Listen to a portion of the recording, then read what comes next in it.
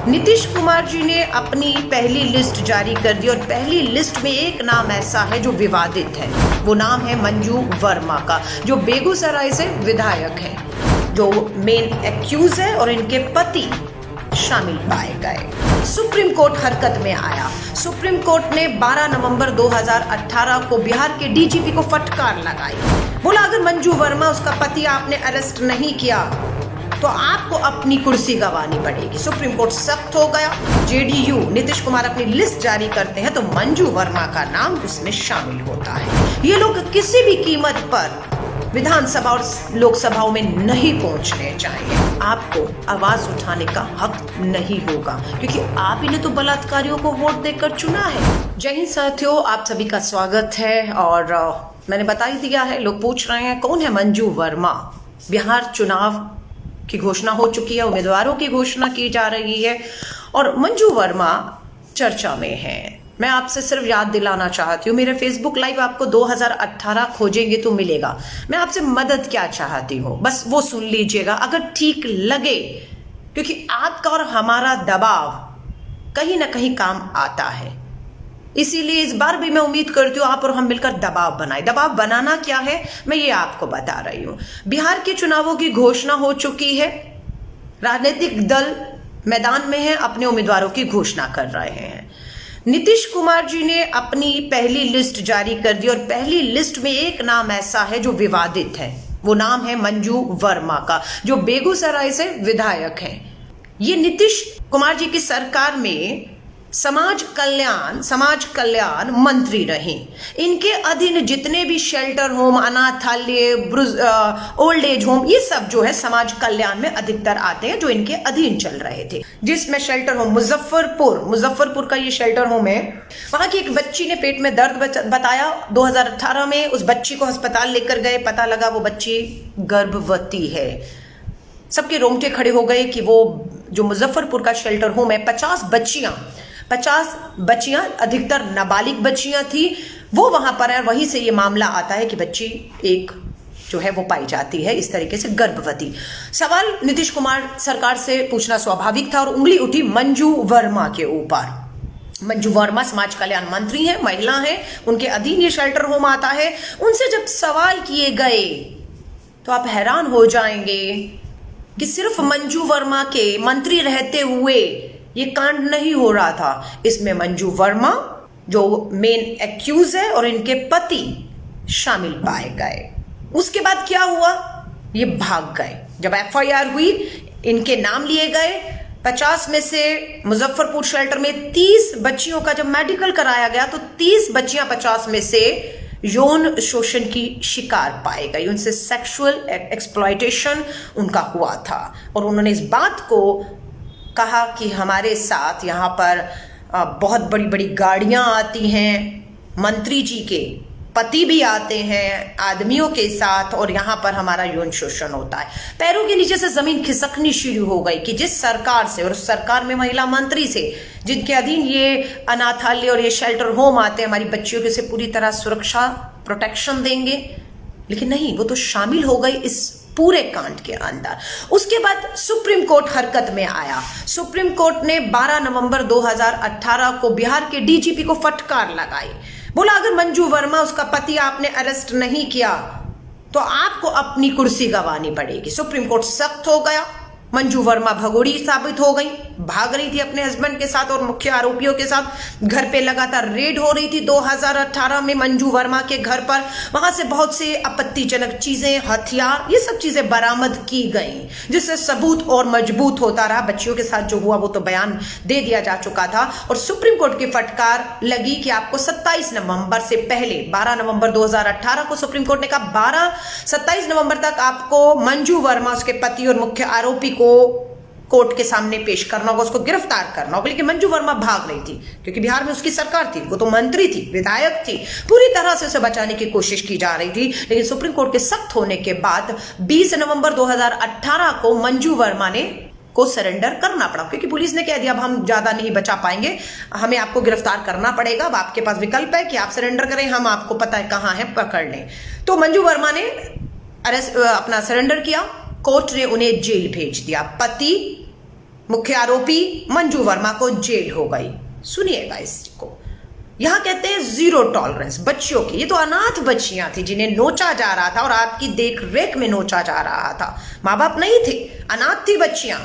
आपके मुजफ्फरपुर के shelter home में रह रही थी कि सरकार के अधीन हम सुरक्षित रहेंगे, और आप इन बच्चियों का यौन शोषण करते रहे, बलात्कार करते रहे। बहुत सी बच्चियां एड्स पॉजिटिव पाई गई। जब उनका टेस्ट हुआ तो पता लगा बहुत सी बच्चियों को एड्स है। वो बच्ची एक गर्भवती हो गई जिससे ये सारा खुलासा हुआ। 50 में से 30 बच्चियों का यौन शोषण लगातार हो रहा था। अब बवाल कहां हो रहा है मैं आपको बता रही हूं कि नई आज जो चुनाव 2020 में हो रहे हैं उसमें जब जेडीयू नीतीश कुमार अपनी लिस्ट जारी करते हैं तो मंजू वर्मा का नाम उसमें शामिल होता है। यह है जीरो टॉलरेंस। आप समझ रहे हैं? नीतीश कुमार ने उन्हें टिकट दे दिया और भाजपा केंद्र की मोदी सरकार अपने सहयोगी जेडीयू को यह नहीं कह रही है कि आप मंजू वर्मा की टिकट काटिए जब तक वो बाइज्जत कोर्ट से बरी होकर नहीं आ जा सकती हैं। उन पे शक है। बच्चियों ने उनका नाम लिया, उनके पति का नाम लिया है और मामला चल रहा है। अगर वो साफ निकल आती है तो बिल्कुल आप उनको आप सर पर बैठाइए, लेकिन जीरो टॉलरेंस मतलब। लेकिन केंद्र की भाजपा और मोदी सरकार जेडीयू के नीतीश को कहने की हिम्मत नहीं कर रहे कि मंजू वर्मा की टिकट कटनी चाहिए। मैं अब आपसे दबाव की बात कर रही हूं। सरकारें अगर काम नहीं करेंगी, राजनीतिक दल काम नहीं करेंगे। मैं कांग्रेस की बात भी करती हूँ। कांग्रेस भी चुनाव बिहार में लड़ रही है, कांग्रेस और आरजेडी के साथ मिलकर लड़ रही है। कोई ऐसा उम्मीदवार जिसपे बलात्कार का आरोप हो, मामला निलंबित हो, कोर्ट में चल रहा हो, उसे जेल हो चुकी हो, चाहे आज वो बेल पे बाहर हो मंजू वर्मा की तरह, मैं आपको कहती मुझे बताइएगा। मैं उसे बिल्कुल कांग्रेस अध्यक्षा सोनिया गांधी जी तक लेकर जाऊंगी कि ये वो उम्मीदवार हमसे घोषित हो गए हैं या हम करने वाले हैं या लोगों को शक है कि हम कर सकते हैं, इन पे ये बलात्कार के आरोप हैं, ये जेल काट कर आए हुए हैं, बेशक बेल पर हैं, लेकिन इनको जीरो टॉलरेंस के तहत हमें टिकट नहीं देना है जब तक ये पूरी तरह से क्लीन चिट लेकर नहीं आते कोर्ट से। मैं आपको चुनौती दे रही हूं, आप बताइएगा मुझे। हमें जेडीयू भाजपा पर दबाव बना रहा है कि मंजू वर्मा या जितने भी ऐसे उम्मीदवार हैं जिसपे बलात्कार के संगीन गंभीर आरोप है, जिनके मामले कोर्ट में है, उनकी टिकटें काटी जाए। आप पढ़े लिखे ईमानदार संघर्ष करने वाले डॉक्टर, इंजीनियर, लॉयर, प्रोफेशनल को, युवाओं को टिकट दीजिए, हम स्वागत करेंगे, हम स्वागत करेंगे। लेकिन अगर आप इस माहौल में जहां हमारी बच्चियों को दिन रात, नाबालिग बच्चियों को सामूहिक बलात्कार करके मौत के घाट उतारा जा रहा है, ऐसे समय पर आप ऐसे लोगों को टिकट देंगे तो विरोध तो हम करेंगे, विरोध तो हम करेंगे। तो आप सभी से कहूंगी दबाव बनाइए, अभी भी समय है, मजबूर कर दीजिए इन्हें झुकने पर, पीछे हटने पर कि नीतीश कुमार जेडीयू बेगूसराय से मंजू वर्मा जब तक उन्हें क्लीन चिट नहीं मिल जाती है, उन्हें जेल भेजा गया और बहुत गंभीर संगीन आरोप हैं, उनकी टिकट रद्द की जाए। और अगर ऐसा नहीं होता तब क्या है? अगर मंजू वर्मा की टिकट बेगूसराय से जेडीयू नहीं काटता तब क्या करना है? तब आपको और मुझे अलका लांबा आपको बेगूसराय में मिलेगी। अगर यही मंजू वर्मा बीजेपी और जेडीयू की उम्मीदवार रही तो अलका लांबा आपको बेगूसराय में मिलेगी।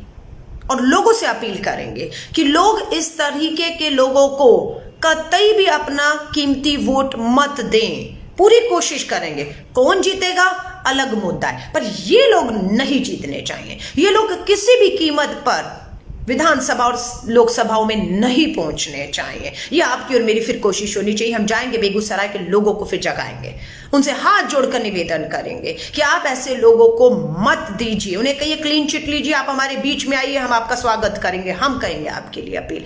लेकिन जब तक सरकारें बलात्कारियों को, अपराधियों को टिकट देती हैं, उनका समर्थन करने वालों को टिकट दे रही हैं, आपको और हमें विरोध करना है, लोगों के बीच में जाकर उन्हें जागरूक करना है। और अगर बेगूसराय के लोगों ने अपना कीमती वोट ऐसे लोगों को दिया तो फिर मैं कहूंगी मात्र बेगूसराय नहीं, बिहार नहीं, हाथरस नहीं, उत्तर प्रदेश नहीं, अगर ऐसे लोगों को टिकट दिया तो दोषी कोई और नहीं होगा, दोषी बेगूसराय की जनता होगी कि आप ऐसे लोगों को पार्टियां टिकट देती हैं और आप वोट देते हैं, सर पर बिठाते हैं, वो मंत्री बनते हैं और फिर मुजफ्फरपुर जैसे शेल्टर होम में हमारी नाबालिग बच्चियों को नोचने का काम ये करते हैं। तो फिर दोषी कोई और नहीं, वो मतदाता होगा, वो वोटर होगा जो इन्हें वोट देकर जिताकर सर पर बिठाएगा। फिर पूरा दोष वोटर का है, मैं आपको साफ कह रही हूं। फिर आपके वहां पर आपकी बेटियों के साथ क्या होता है, आपको आवाज उठाने का हक नहीं होगा, क्योंकि आप ही ने तो बलात्कारियों को वोट देकर चुना है, आप ही ने तो हमारी बच्चियों को नोचने वालों को चुना है। अब आपके घर वो आग पहुंच रही है, आपके बेगूसराय की कोई बच्ची असुरक्षित होती है या किसी बेटी के साथ गलत होता है, तो कम से कम बेगूसराय वालों को आवाज उठाने का हक नहीं होगा। दोषी क्योंकि आप भी थे, आप ही ने चुना था, आप ही ने अपना सब कुछ और अपनी बेटियों की इज्जत अस्मिता सौंपी उनके हाथ में, और कल को कुछ होता है तो घड़ियाली आंसू कोई मत पाइएगा, मैं आपको कह रही हूँ। कब तक हम सब यहाँ पर बैठकर दूर दराज आपकी आवाज को उठाते रहेंगे, कभी हाथरस की और कभी बलरामपुर की तो कभी मुजफ्फरपुर की, कब तक हम उठाएंगे? आपको आगे आना होगा, आपको फैसले करने हैं।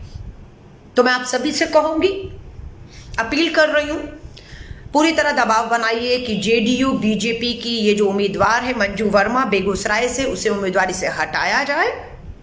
अगर जेडीयू बीजेपी अपनी इस उम्मीदवार को नहीं हटाती तो मैं मतदाताओं से अपील करती हूं, इन्हें वोट मत दीजिएगा, इन्हें हरा दीजिएगा। और अगर आप इन्हें वोट देते हैं, ये जीत कर विधानसभा में पहुंचते हैं और वही कांड करते हैं जो मुजफ्फरपुर में नाबालिग बच्चियों के, जो गर्भवती हो गई, एड्स की शिकार हो गई, जो शोषण की शिकार हो गई, यही लोग बड़े बड़े लोगों को पैसा लेकर नाइट शेल्टर को अड्डा बनाए हुए थे। फिर दोषी आप होंगे। उंगली अपने पर उठाइएगा, जबान सील लीजिएगा, क्योंकि उस समय आप भी दोषी होंगे, मतदाता भी दोषी होगा। इसी अपील के साथ आप सभी से इजाजत दूंगी। लड़ाई अभी बहुत लंबी है, वापस हाथरस की तरफ जाना है, क्योंकि 5 दिन हो गए हैं सीबीआई को जांच का सौंपने की घोषणा की हुई, मात्र घोषणा। 5 दिन पूरे हो गए। सीबीआई का कहना है हमें अभी तक कोई पत्र नहीं मिला है कि हाथरस की जांच हमें करनी है, कोई लेटर सीबीआई को नहीं मिला, मात्र 5 दिन हो गए, घोषणा है। और जहां तक एसआईटी की बात है, एसआईटी जांच कर रही है, 10 दिन बढ़ा दिए गए, लेकिन एसआईटी जो भी जांच कर रही है उस सब को लीक कर रही है मीडिया में, हर एक चीज को मीडिया में लीक किया जा रहा है। मुझे लगता है खुद मामले को कमजोर करने के लिए, आरोपियों को बचाने के लिए, पीड़िता पक्ष को बदनाम करने के लिए, बच्ची का चरित्र हनन करने के लिए ये सब खेल हो रहा है। लेकिन सुप्रीम कोर्ट से उम्मीद अभी भी बाकी है, क्योंकि उन्होंने संज्ञान ले लिया। जज साहब खुद हाथरस की पीड़िता के घर गए हैं। इसको अंतर्राष्ट्रीय साजिश बताया जा रहा है। जो पीड़िता के साथ आप और मेरे जैसे लोग खड़े, गरीब दलित पीड़िता बच्ची के साथ खड़े हैं, आप और हम एक अंतर्राष्ट्रीय साजिश कर रहे हैं। और जो बलात्कार के आरोपियों के साथ खड़े हैं, उनके समर्थन में रैलियां कर रहे हैं, उन्हें जेल में मिलने जाते हैं, वो राष्ट्रवादी है। आप समझ रहे हैं? तो मैं आप सभी से कहूंगी, वापस बिहार की जनता से अपील करूंगी, चुनाव की घोषणा हो रही है, वोट होने जा रहे हैं, वोट करने जरूर जाइएगा। और हो सकता है बिहार में इन चुनाव के दौरान आपकी मेरी मुलाकात होती रहेगी, और यूं ही बिहार की आवाज को हम बुलंद करते रहेंगे, अपनी बेटियों के हक, अधिकार, सुरक्षा के लिए, आजादी के लिए लड़ते रहेंगे। लेकिन बेगूसराय के लोगों से खासतौर से अपील करके यहां से इजाजत लूंगी। इस खबर को अभी लाइक करें, शेयर करें, और ऑनलाइन न्यूज इंडिया की सभी खबरें अपने मोबाइल फोन पर सबसे पहले देखने के लिए अभी चैनल को सब्सक्राइब करें और घंटी जरूर दबाएं।